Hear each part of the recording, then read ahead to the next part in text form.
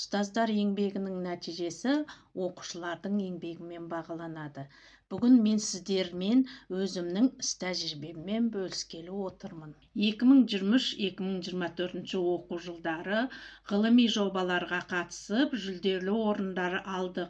Енді соның жазылу реттілігіменен сіздермен бөліскелі отырмын. Ең бірінші жобаның тақырыбын анықтап алу керек.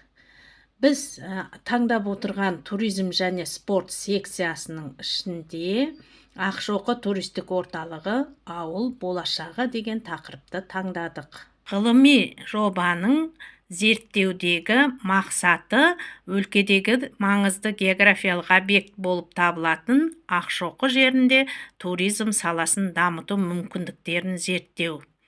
Зерттеудің өзектілігі бұл жерде жаңа тұрмыс ауылының экономикалық жағдайын ат туризмі саласы арқылы жандандыру.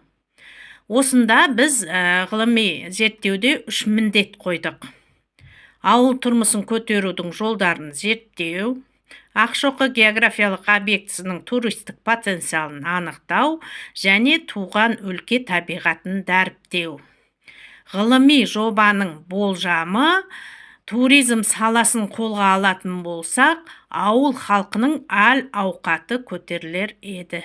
Сонымен қатар туризм саласын жандандыру үшін біз TikTok желісін пайдаландық. Сонымен қатар арнайы брошюралар дайындадық.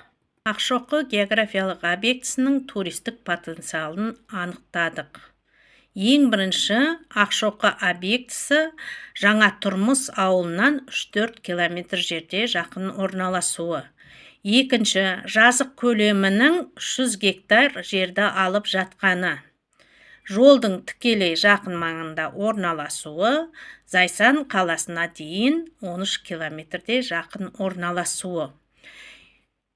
Екінші, Ақшоқы туристік маршрутын анықтадық. Біз негізгі 3 бағытты алып қарастырдық.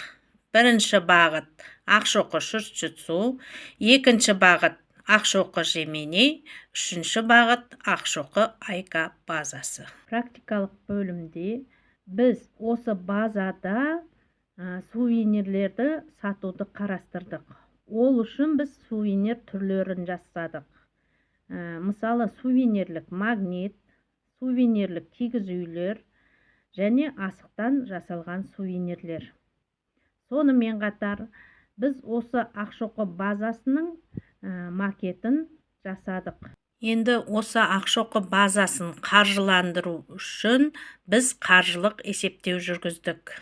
Онда кететін шығындар менен кіріс пайданы есептедік.